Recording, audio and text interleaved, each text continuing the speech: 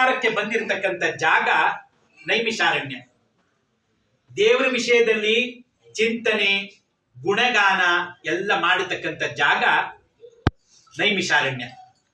ದೇವರ ವಿಷಯದಲ್ಲಿ ನಿಷ್ಕಾಮದಿಂದ ಯಜ್ಞ ಯಾಗ ಮಾಡತಕ್ಕಂಥ ಜಾಗ ನೈಮಿಷಾರಣ್ಯ.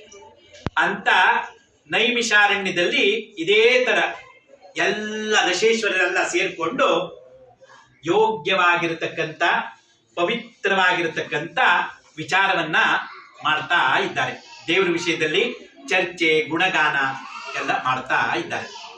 ಹೀಗೆ ಮಾಡ್ತಾ ಇರುವಾಗ ಸರಿಯಾಗಿ ಅಲ್ಲಿ ಸೂತ ಪುರಾಣಿಕರು ಅಂತ ಹೇಳಿ ಬರ್ತಾರೆ. ಸೂತ ಪುರಾಣಿಕರು ಅಂತ ಹೇಳಿದ್ರೆ ಯಾರು? ಮುನಿವರಿಯರಲ್ಲಿ ಎಲ್ಲ ಮುನಿವರಿಯರಿಗಿಂತ ಶ್ರೇಷ್ಠ ಮುನಿವರಿ ಅವನು. ಎಲ್ಲ ನಾಲೆಜ್ ಇತ್ತು ಅವನಿಗೆ, ಪರ್ಫೆಕ್ಟ್ ಕರೆಕ್ಟಾಗಿ ಆನ್ಸರ್ ಸಿಗ್ತಾ ಇತ್ತು. ಈಗ ಯಾರಾದ್ರೂ ನಮ್ಗಿಂತ ಒಬ್ಬರು ಬುದ್ಧಿವಂತರು ಬಂದ್ರೆ ನಮ್ಗೆ ಯಾವ ರೀತಿ ಸಂತೋಷ ಆಗುತ್ತೆ, ಅದೇ ರೀತಿ ಸೂತ ಪುರಾಣಿಕರಿಗೆ ಸ್ಟೇಜ್ ಮೇಲೆ ಎಲ್ಲ ಷೋಡಶೋಪಚಾರ ಅಂತ ಹೇಳ್ತಾರೆ. ಪಾದ್ಯ ಅರ್ಘ್ಯ ಆಚಮನ ಸ್ನಾನ ವಸ್ತ್ರ ಗಂಧ ಪತ್ರ ಪುಷ್ಪಗಳನ್ನೆಲ್ಲ ಕೊಟ್ಟು ಅವನಿಗೆ ಉಪಚಾರವನ್ನ ಮಾಡ್ತಾರೆ. ಅವನಿಗೆ ಅದರಿಂದ ಸಂತುಷ್ಟನಾಗ್ತಾನೆ ಸೂತ ಪುರಾಣಿಕರ. ಮತ್ತೆ ಬಾಕಿ ಋಷೇಶ್ವರ ಹೀಗೆ ಕೂತ್ಕೊಂಡು ಕೇಳಿದ್ರಂತೆ, ಸೂತ ಪುರಾಣಿಕರೇ, ನಿಮ್ಮ ಆಗಮನದಿಂದ ಬಹಳ ಒಂದು ಸಂತೋಷ ಆಗಿದೆ. ನಮ್ಮ ಆತಿಥ್ಯ ಸತ್ಕಾರದಲ್ಲಿ ಏನಾದ್ರೂ ಒಂದು ಹೆಚ್ಚು ಕಡಿಮೆ ಆಗಿದ್ರೆ ಕ್ಷಮಾಪಣೆ ಮಾಡಬೇಕು. ನಮ್ಮಲ್ಲಿ ಒಂದು ಪ್ರಶ್ನೆ ಇದೆ. ಮನುಷ್ಯರು ಅನೇಕ ರೀತಿಯಾಗಿರತಕ್ಕಂಥ ಪಾಪ ಕರ್ಮಗಳನ್ನೆಲ್ಲ ಮಾಡಿ ಅನ್ಯಾಯನ್ನೆಲ್ಲ ಮಾಡಿ ತುಂಬಾ ಕಷ್ಟ ದುಃಖ ದರಿದ್ರ ಅನುಭವಿಸ್ತಾ ಇದ್ದಾರೆ.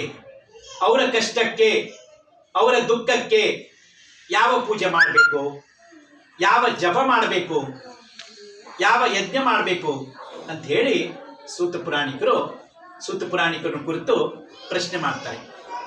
ಆಗ ಸೂತ ಪುರಾಣಿಕರು ಬಹಳ ಸಂತೋಷದಿಂದ ಹೇಳ್ತಾರಂತೆ, ನೋಡಿ ಮುನಿವರಿಯರೇ, ಪೂರ್ವದಲ್ಲಿ ನಾರದ ಮುನಿ ತ್ರಿಲೋಕಿ ಸಂಚಾರಿ, ಭೂಲೋಕ ಸ್ವರ್ಗ ನನಗೆ ಎಲ್ಲದರಲ್ಲೂ ಹೋಗಿ ಬರೋನು ಅಂತ ಭೂಲೋಕಕ್ಕೆ ಬರ್ತಾನೆ ಊರಿಗೆ.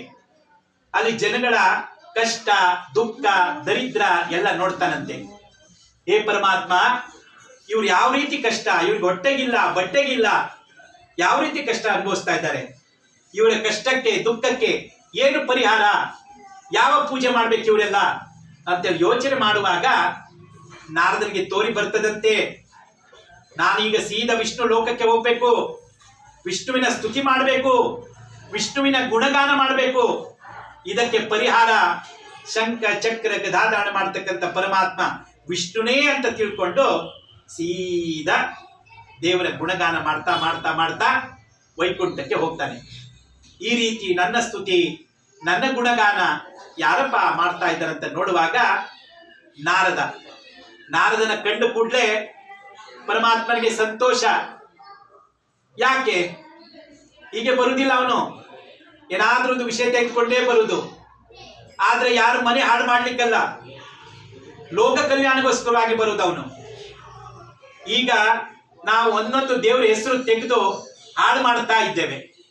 ಈಗಿನ ಬರೋ ಚಲನಚಿತ್ರದಲ್ಲಿ ನಮ್ಮ ಹಿಂದೂಗಳ ಹೆಸರು ತೆಗೆಯೋದು ದೇವ್ರದು, ಇನ್ನು ಹಾಳು ಮಾಡೋದು. ಪ್ರತಿಯೊಂದು ದೇವರ ಹೆಸರಿಗೆ ಅಷ್ಟೊಂದು ಮಹತ್ವ ಕೊಟ್ಟಿದ್ದಾನೆ ಪರಮಾತ್ಮ. ಹಾಳು ಮಾಡಬೇಡಿ ದೇವ್ರ ದಯದಿಂದ. ನೋಡಿ, ನಮ್ಮ ಪುರಂದರದಾಸರು ಬರೀತಾರೆ ಒಂದು ಭಜನೆ, ಎಷ್ಟು ಚೆನ್ನಾಗಿದೆ. ಶ್ರೀರಾಮ ಎಂದರೆ ಭಾಗ್ಯಕ್ಕೆ ಕಾರಣವಯ್ಯ, ಶ್ರೀರಾಮ ಎಂದರೆ ಭಾಗ್ಯಕ್ಕೆ ಕಾರಣವಯ್ಯ, ಶ್ರೀಕೃಷ್ಣ ಎಂದರೆ ದುರಿತ ನಿವಾರಣೆ ವಯ್ಯ. ನಮ್ಮ ಏನೇ ಒಂದು ದುರಿತ ಇದ್ರೆ ಅದು ದೂರ ಆಗುತ್ತಂತೆ. ಗೋವಿಂದನೆಂದರೆ ಸಕಲ ಮೂರ್ತಿ ಧ್ಯಾನವಯ್ಯ, ಗೋವಿಂದನೆಂದರೆ ಸಕಲ ಮೂರ್ತಿ ಧ್ಯಾನವಯ್ಯ.